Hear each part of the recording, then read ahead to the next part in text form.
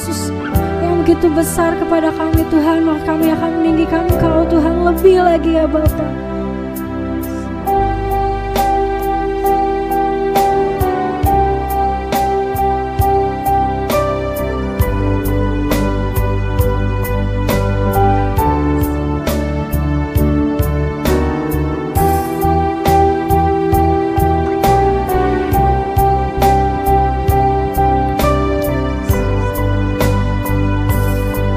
Sama-sama kita katakan sungguh besar setiamu.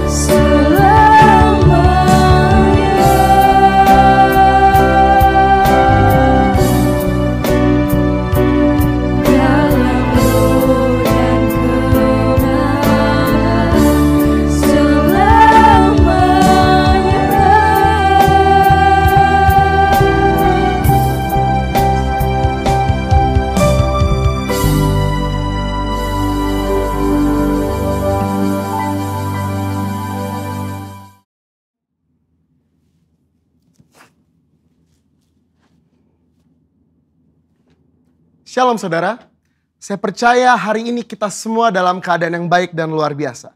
Dalam edisi Voice of Pentecost kali ini, kita akan membahas 5 makna kenaikan Tuhan Yesus. Kenaikan Tuhan Yesus ke sorga adalah salah satu dari 5 tonggak iman kekristenan yang selalu diperingati oleh setiap orang percaya di seluruh dunia.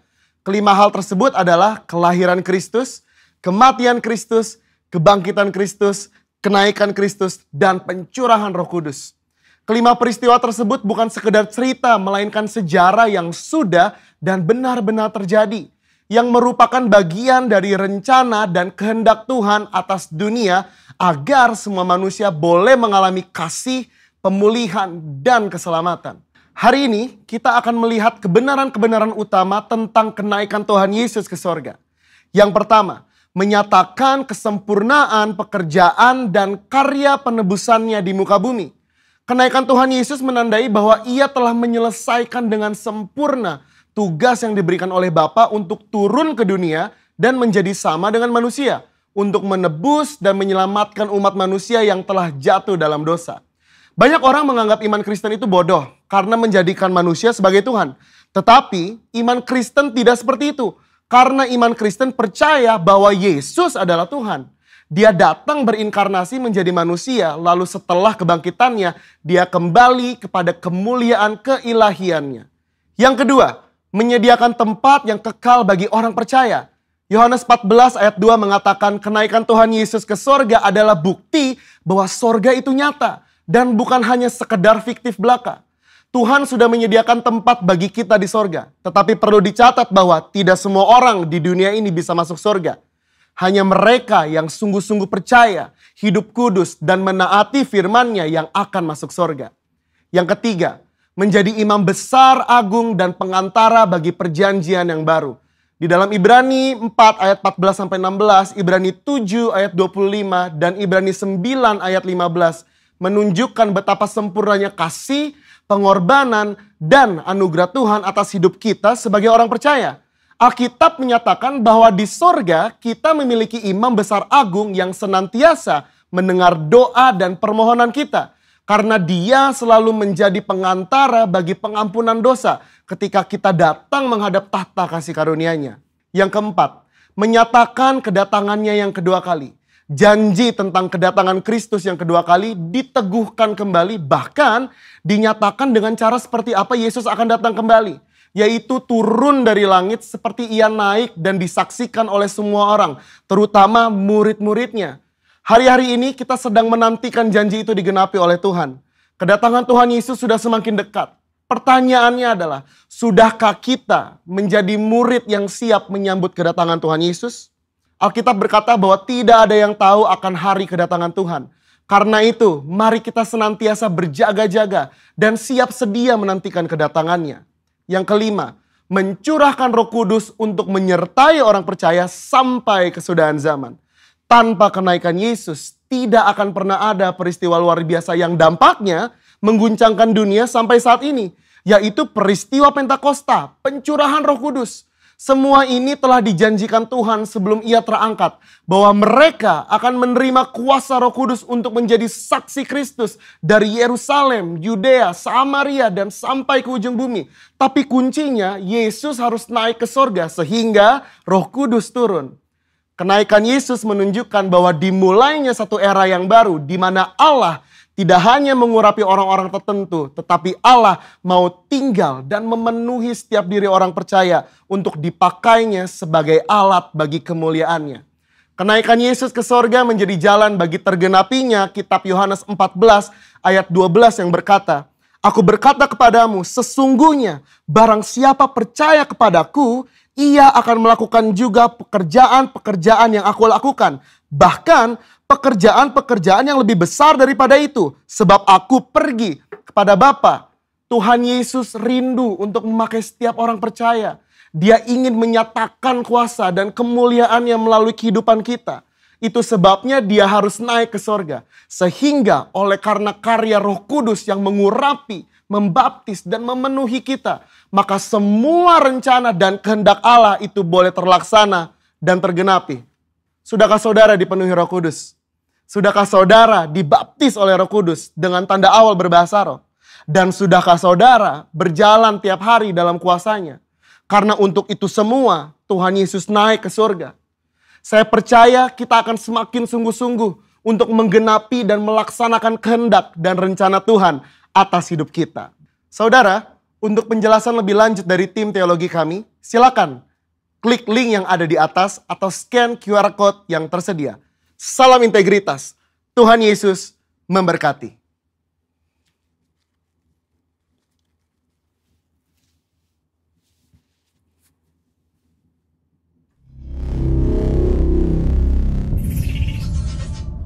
Shalom saudara yang dikasihi oleh Tuhan Yesus Kristus. Senang sekali saya Pendeta Rubin Adi Abraham bisa melayani Anda di dalam ibadah kenaikan Tuhan Yesus ke sorga. Hari ini saya akan menyampaikan firman dengan judul Yesus naik dalam kemuliaan. Kita akan membaca Kisah Para Rasul pasal pertama ayat 8 sampai 11. Demikian bunyinya. Tetapi kamu akan menerima kuasa kalau Roh Kudus turun ke atas kamu, dan kamu akan menjadi saksiku di Yerusalem dan di seluruh Yudea dan Samaria dan sampai ke ujung bumi. Sesudah ia mengatakan demikian, terangkatlah ia disaksikan oleh mereka dan awan menutupnya dari pandangan mereka. Ketika mereka sedang menatap ke langit waktu ia naik itu, tiba-tiba berdirilah dua orang yang berpakaian putih dekat mereka dan berkata kepada mereka, "Hai orang-orang Galilea, mengapakah kamu berdiri melihat ke langit? Yesus ini yang terangkat ke sorga, meninggalkan kamu akan datang kembali dengan cara yang sama seperti kamu melihat dia naik ke sorga." Saudara, pada saat Yesus disalib kelihatannya dia kalah. Karena murid-muridnya juga kocar-kacir meninggalkan dia. Tetapi 3 hari kemudian Paskah, Yesus bangkit dari antara orang mati. Bahkan 40 hari kemudian dia menampakkan diri kepada para murid-muridnya dan mereka percaya kepadanya. Tahukah saudara bahwa kenaikan Kristus itu adalah fakta sejarah, bukan halusinasi. Sebab dia berkali-kali menampakkan diri kepada murid-muridnya. Dan dalam 1 Korintus 15 ayat 16, ketika dia akan naik ke sorga, itu lebih dari 500 orang saksi yang menyaksikan peristiwa kebangkitan dan juga kenaikannya. Nah, pada masa kini memang ada orang yang mengaku bahwa dia pernah naik ke sorga. Tapi coba tanya, siapa yang jadi saksinya? Nggak ada.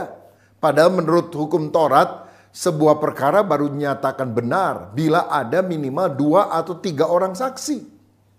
Dan Kristus meninggalkan 500 orang saksi hidup untuk menunjukkan bahwa dia memang benar-benar bangkit dan naik ke sorga. Saudara, melalui kenaikan Tuhan ke sorga ini kita melihat beberapa kebenaran. Yang pertama, kita tahu bahwa Yesus itu Tuhan. Yesus itu bukan hanya manusia biasa, bukan cuma nabi atau rasul. Karena nabi atau rasul kalau mati nggak pernah bangkit lagi. Tetapi Yesus mati, bangkit, naik ke sorga dan akan datang kembali sebagai hakim di atas segala hakim, sebagai raja di atas segala raja.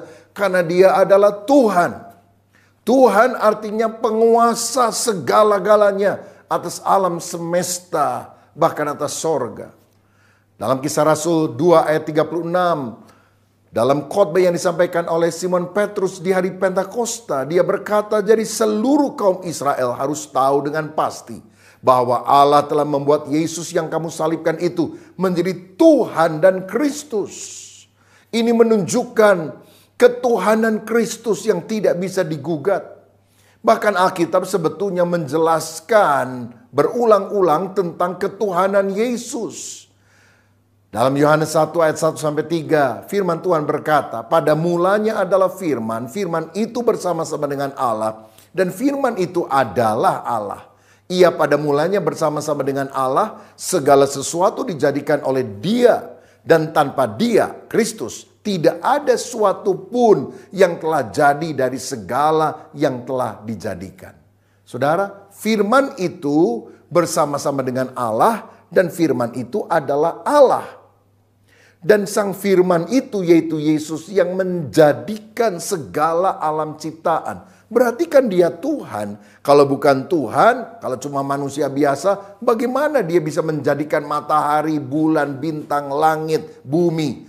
Ini menunjukkan benar-benar Yesus adalah Tuhan. Bahkan di dalam ayat 14 dikatakan firman itu telah menjadi manusia dan diam di antara kita.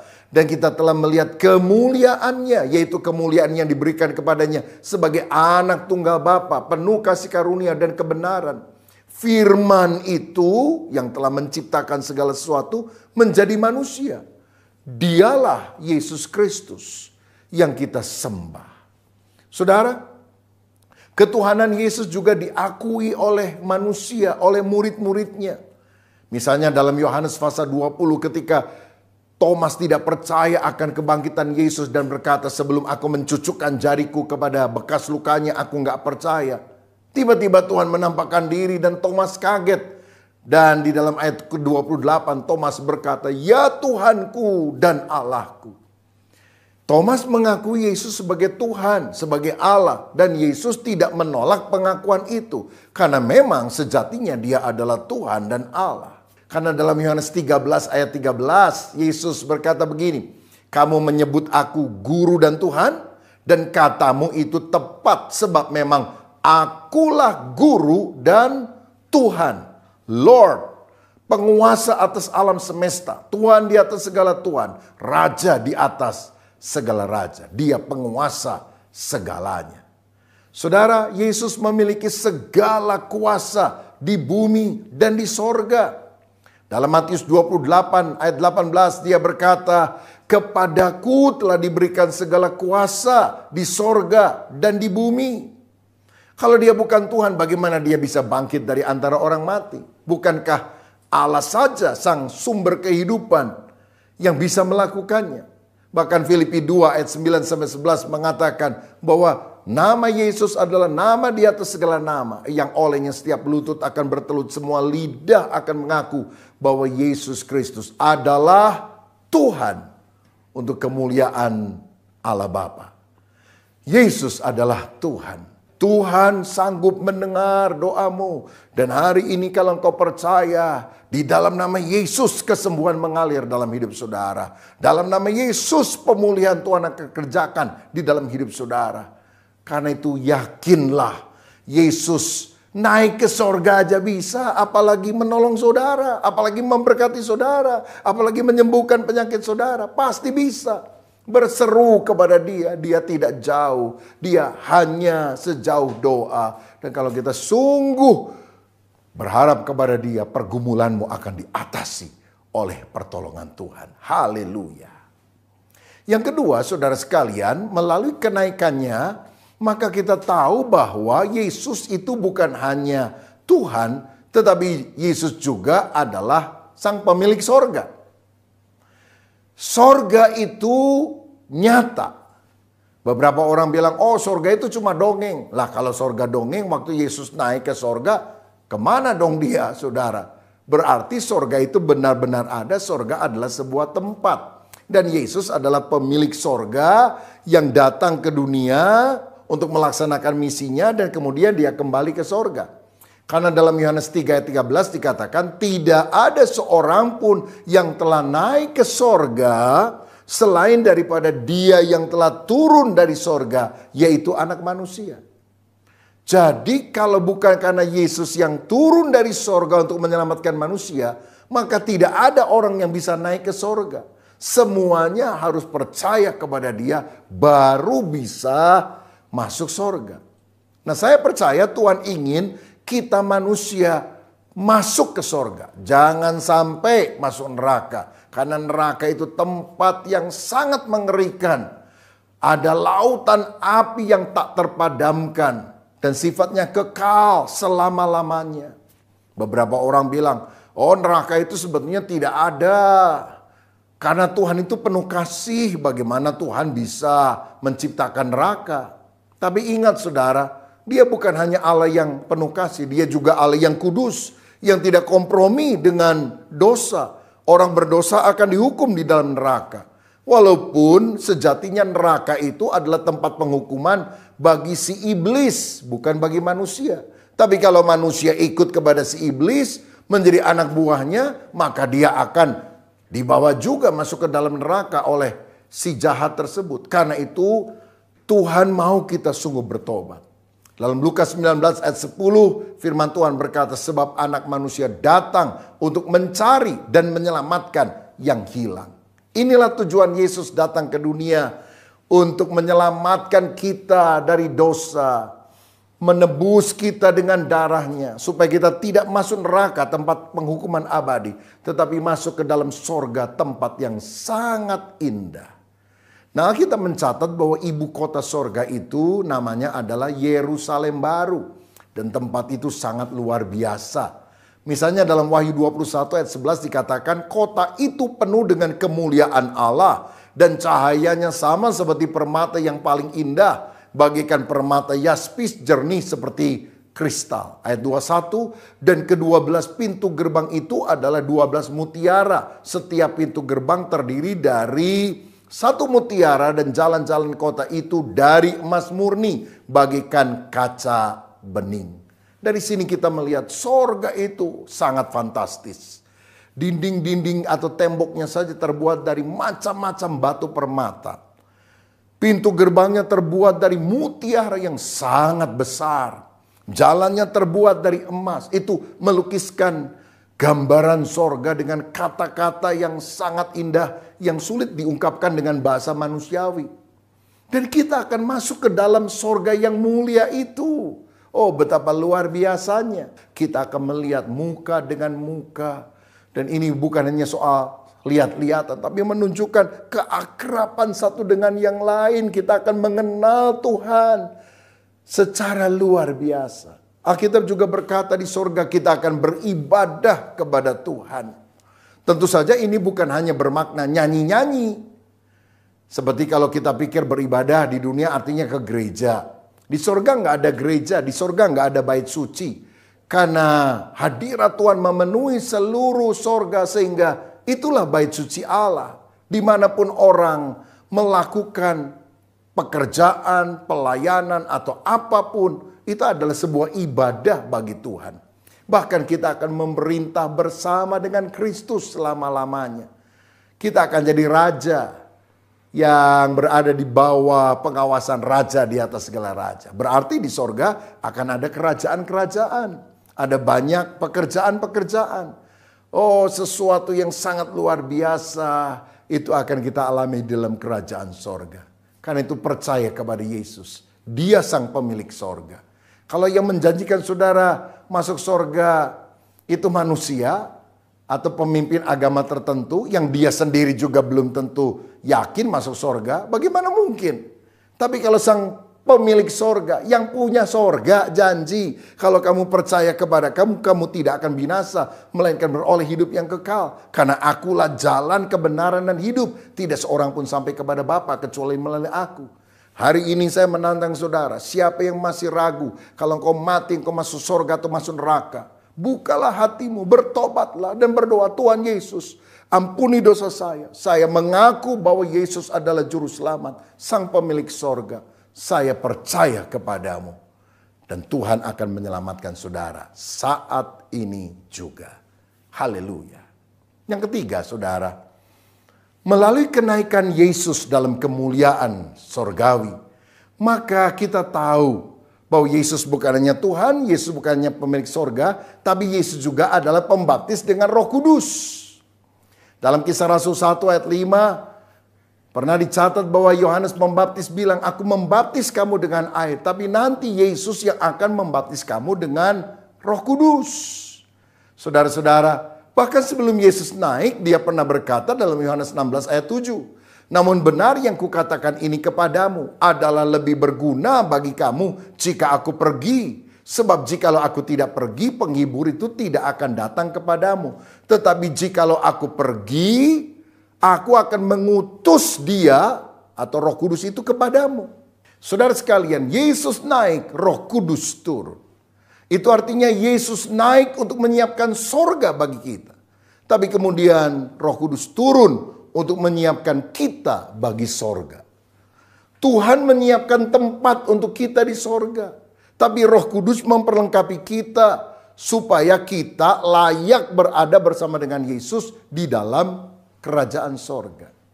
Karena itu kita harus menerima dua karya utama dari Roh Kudus ini. Yang pertama, Roh Kudus itu melahirbarukan kita. Artinya menjadikan kita orang berdosa menjadi orang yang benar, yang diampuni Tuhan, menjadi ciptaan baru di dalam Yesus. Dan itu terjadi pada saat kita percaya kepada Yesus Kristus. Bukan sekedar beragama. Orang yang beragama walaupun baik mati masuk neraka loh saudara. Tapi kalau kita bertobat percaya kepada Yesus, Roh Kudus masuk di dalam hati kita, maka kita menjadi ciptaan yang baru yang diselamatkan. Sebab tidak ada orang yang bisa mengaku Yesus itu adalah Tuhan selain Roh Kudus yang mewahyukan di dalam hatinya. Karena itu biar kita mengalami kelahiran baru. Yang kedua, Roh Kudus juga memberi kita kuasa untuk menjadi saksi. Karenanya di dalam Kisah 1 ayat 8 tadi dikatakan, tetapi kamu akan menerima kuasa kalau Roh Kudus turun ke atas kamu dan kamu akan menjadi saksiku. Roh Kudus mengurapi kita supaya kita bisa menjadi saksi Kristus di dalam perkataan dan perbuatan. Saudara, siapa yang membaptis kita dengan Roh Kudus? Tuhan Yesus.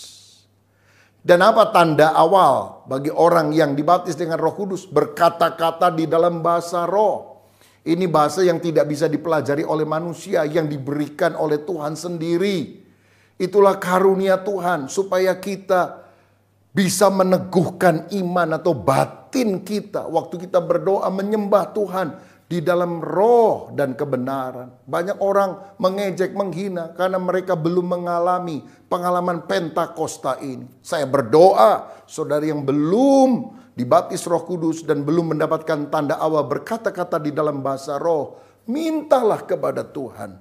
Tuhan yang baik itu akan memberikan kepada saudara supaya tumbuhlah imanmu lebih kuat lagi. Sebab kita nggak mungkin bisa meneguhkan orang lain sebelum iman kita sendiri yang pertama-tama diteguhkan oleh Tuhan, bukan? Saya ingat pada waktu saya dibaptis oleh Roh Kudus pada masa remaja setelah saya percaya kepada Yesus. Hati saya berkobar-kobar dengan Roh Kudus. Walaupun saya belum jadi pendeta, belum masuk sekolah Alkitab, saya melayani, saya bersaksi, saya bercerita tentang Tuhan Yesus Kristus. Oh saudara sekalian, saya yakin sampai hari ini pun Roh Kudus sanggup mengubah kehidupan manusia. Dan kalau kita memberitakan Injil Yesus Kristus, ada dampak yang sangat besar, perubahan yang sangat dahsyat yang kita bisa kerjakan dengan kuasa Tuhan. Orang yang mendengar Injil, dia bisa bertobat dari penjahat, bisa menjadi seorang hamba Tuhan yang hidupnya layak di hadapan Dia. Nah, saya pernah membaca sebuah data tentang perbandingan negara yang menolak Injil dan menerima Injil. Saya percaya kalau Tuhan bekerja, Dia membaptis kita dengan Roh Kudus, kita akan diberi kemampuan untuk memberitakan Injil. Dan itu yang harus kita lakukan karena Injil adalah kuasa Allah yang sanggup mengubah kehidupan manusia secara luar biasa. Mari kita lihat gambar berikut ini. Saudara sekalian, ada kepulauan dekat Amerika Serikat yang disebut Hispaniola yang terdiri dari dua negara. Yang pertama di sebelah barat adalah Haiti dan di sebelah timur adalah Dominika. Tapi walaupun berada dalam sebuah pulau yang sama, perbedaannya sangat kontras. Saya sebutkan beberapa hal.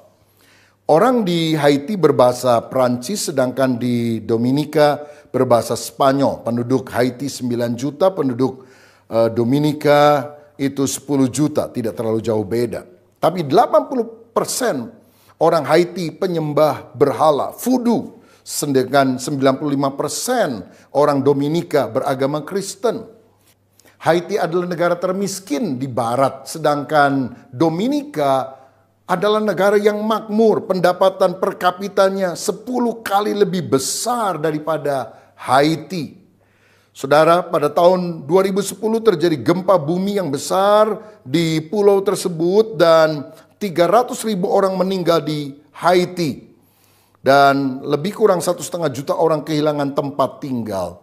Tetapi pada waktu yang bersamaan, walaupun terkena gempa, tidak ada orang yang meninggal di Dominika dan tidak ada orang yang melihat kerusakan yang terjadi di dalam rumah atau miliknya.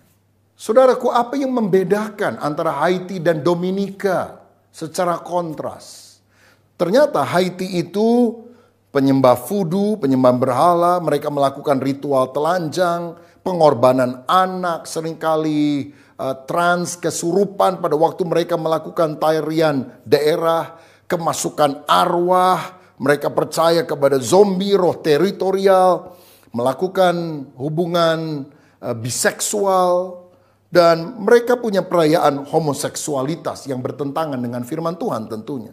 Tetapi di Dominika, mayoritas adalah Kristen, mereka menjaga martabat dan kesopanan. Anak-anak mereka yakini sebagai anugerah Tuhan tidak melakukan pengorbanan anak. Mereka tidak kesurupan roh jahat tapi menyembah Allah Sang Pencipta. Dan mereka yakin kuasa iblis ada di bawah kaki Yesus. Semua penyembahan berhala adalah mitos. Dan mereka adalah orang-orang yang percaya kepada normal gender. Satu laki akan menikah dengan satu perempuan dan tidak menerima pernikahan sejenis. Saudara, sikap kita terhadap Injil Kristus kepada Tuhan itu akan menentukan bukan hanya perbedaan pribadi, tapi perbedaan yang mencolok dalam sebuah bangsa. Saya kasih satu contoh lain supaya lebih jelas. Korea Utara dan Korea Selatan. Saudara sekalian, kedua negara ini berada di semenanjung Korea, sama secara geografis. Tetapi karena konflik pada tahun 1945, kemudian ditarik garis pemisah artifisial di 38 lintang utara Khatulistiwa. Penduduk Korea Utara banyak yang miskin, banyak yang kena TBC, malaria, hepatitis. Pada tahun 1994 sampai 1998 terjadi kelaparan di Korea Utara dan 3 juta orang meninggal. Sedangkan di Korea Selatan pada masa itu tidak ada yang meninggal karena kelaparan. Bahkan sejak tahun 1950 sebagian besar Korea Selatan terlindung dari bencana alam. Dan kini Korea Selatan menjadi negara dengan ekonomi terkuat ke-11 di dunia. Sangat berbeda dengan Korea Utara. Saudara sekalian, berikutnya, kebanyakan orang Korea Utara adalah komunisme, ateis, 65% sekuler, 16% percaya perdukunan, 5% Buddhis, hanya kurang dari 1% Kristen, itu pun dianiaya, Alkitab dibakar, kemudian ibadah dilarang. Sedangkan di Korea Selatan, sebetulnya nggak ada batas sungai, batas gunung, ini hanya batas artifisial saja. Kondisinya sangat berbeda. Sejak tahun 1950 kebaktian doa diadakan di gereja-gereja di Korea Selatan. 1958 Pastor Choi Yong-gi menanam Yoido Full Gospel Church yang menjadi gereja terbesar di dunia dengan lebih dari 800.000 anggota jemaat. Pada tahun 1990 ada 5 gereja terbesar di dunia dan kelima-limanya ada di Korea Selatan. Dan hari ini sekitar 30% penduduk Korea Selatan adalah Kristen. Apa yang menjadi pembeda utama? Apakah faktor politik? Saya yakin bukan. Tapi Injil dan pengaruhnya itu yang membuat Haiti dan Dominika berbeda. Yang membuat Korea Utara dan Korea Selatan menjadi sangat berbeda. Jadi dua objek ini membuktikan penjelasan yang terbaik adalah Alkitabiah. Banyak orang yang tidak percaya Tuhan di Korea Utara dan Haiti. Tetapi banyak orang yang percaya kepada Kristus di Korea Selatan dan Dominika. Ada ambang batas untuk intervensi ilahi dan ada titik kritis untuk penghakiman ilahi. Orang yang tidak percaya Injil akan mengalami kerugian karena setan itu datang untuk mencuri, membunuh, membinasakan. Tapi kalau Kristus datang dalam hidup pribadi dan juga dalam sebuah kota, dalam sebuah wilayah, dalam sebuah negara, maka dia akan membawa hidup yang berkelimpahan secara rohani dan secara jasmani. Karena itu, biarlah kita menerima baptisan Roh Kudus dari Yesus yang membuat kita penuh dengan kuasa Allah dan kita menyaksikan Injil sehingga banyak orang hidupnya berubah. Haleluya. Yang keempat, saudaraku, karena Yesus naik dalam kemuliaan, kita tahu bahwa Yesus adalah Raja yang akan datang. Karena dalam Kisah 1 ayat 11 tadi dikatakan oleh malaikat, Yesus ini yang naik ke sorga. Dia akan turun kembali dengan cara yang sama seperti kamu melihat dia naik ke sorga. Dia yang naik akan datang kembali sebagai raja di atas segala raja. 1 Tesalonika 4 ayat 16 dan 17 mencatat, sebab pada waktu tanda diberi, yaitu pada waktu penghulu malaikat berseru dan sangkakala Allah berbunyi, maka Tuhan sendiri akan turun dari sorga dan mereka yang mati dalam Kristus akan lebih dahulu bangkit. Sesudah itu kita yang hidup, yang masih tinggal akan diangkat bersama-sama dengan mereka dalam awan menyongsong Tuhan di angkasa. Demikianlah kita akan selama-lamanya bersama-sama dengan Tuhan. Saudara, kalau Yesus datang kembali, dia akan mengangkat orang yang percaya kepadanya. Itulah yang disebut sebagai pengangkatan gereja atau rapture. Nah, pada waktu itu kalau ada dua orang di ladang, kata Alkitab, yang satu akan dibawa, yang satu akan ditinggalkan. Karena itu berjaga-jagalah, karena kita tidak tahu kapan saat itu akan tiba. Tetapi tanda-tanda kedatangannya sudah sangat nyata. Ada gempa bumi dan kelaparan di berbagai tempat. Ada peperangan di mana-mana. Hari-hari ini penyakit sampar, penyakit menular seperti COVID-19 juga merebak ke seluruh dunia. Bukankah kita harus lebih waspada dan siap sedia menyambut kedatangannya? Kita tidak tahu kapan waktunya secara tepat, tetapi persiapan harus selalu kita lakukan. Mungkin ada orang yang bilang, kok Tuhan sampai hari ini belum datang-datang ya? Dari sejak saya kecil saya dengar khotbah Yesus datang. Tapi kok Tuhan belum datang? Apa Tuhan lupa? Oh, dia tidak lupa. Tapi dia memberikan kesempatan supaya orang-orang yang belum bertobat bisa bertobat di tengah masa anugerah ini. Itu sebabnya mari siapkan hatimu untuk sungguh-sungguh menjadikan Yesus sebagai Raja. Karena Tuhan pernah berjanji, aku pergi untuk menyediakan tempat bagimu di sorga. Tapi setelah selesai, aku akan datang untuk menjemput kamu. Supaya di mana aku berada, kamu pun akan berada. Saya ingat satu kali ada seorang yang membawa anak kecil masuk ke sebuah restoran. Dan kemudian memesan makanan dalam jumlah yang banyak untuk dibungkus dibawa pulang. Setelah makanannya jadi, dia ambil makanan itu. Dan waktu dia mau merogoh dompetnya, dia bilang, aduh, dompet saya ketinggalan di mobil. Lalu dia bilang kepada kasirnya, Bu, saya titip sebentar anak saya ya. Sebentar saya ambil uangnya, saya akan bayar. Orang itu percaya, saudara, karena anaknya kan ada di situ. Dia keluar dari restoran itu dan gak pernah balik. Waktu anaknya ditanya, loh, papa kamu kemana? Itu bukan papa saya. Loh, siapa? Saya juga gak kenal. Tadi dia bilang, kamu mau makan enak gak? Kalau kamu makan enak, ikuti om ya. Jadi kamu pura-pura jadi anak om. Ya saya ikut aja. Saudara sekalian, ternyata orang itu adalah penipu. Jadi dia tidak mungkin akan datang kembali untuk menjemput anak kecil ini. Kenapa? Karena anak itu bukan anaknya. Tetapi Tuhan pasti menjemput kita. Karena kita adalah anaknya. Yaitu kita yang sudah percaya kepada Yesus Kristus. Saudara-saudara, karenanya mari kita mempersiapkan diri bukan seperti 5 gadis yang bodoh, tapi 5 gadis yang bijaksana. Yang bukan hanya menyiapkan pelita, tetapi menyiapkan minyak. Sehingga ketika pelita itu padam oleh sebab sang mempelai pria belum kunjung tiba, dia bisa menyalakan kembali. Saudara, biarlah minyak urapan Roh Kudus selalu ada di dalam kehidupan kita. Sehingga pada waktu dia datang untuk kali kedua, kita ditemukan siap dan kita akan menyongsong Tuhan di awan-awan. Tuhan Yesus memberkati kita, mari kita berdoa. Bapa, terima kasih untuk kebenaran firman-Mu yang telah kami terima. Biarlah kami sungguh meyakini yang pertama bahwa Yesus itu adalah Tuhan. Yang kedua, kami juga percaya bahwa Yesus adalah sang pemilik sorga. Dan kalau kami percaya kepada Yesus, kami akan masuk sorga, tidak akan masuk neraka. Kami juga yakin Yesus adalah pembaptis dengan Roh. Dan kalau Roh Kudus ada dalam hidup kami akan menjadi pemberita Injil-Mu.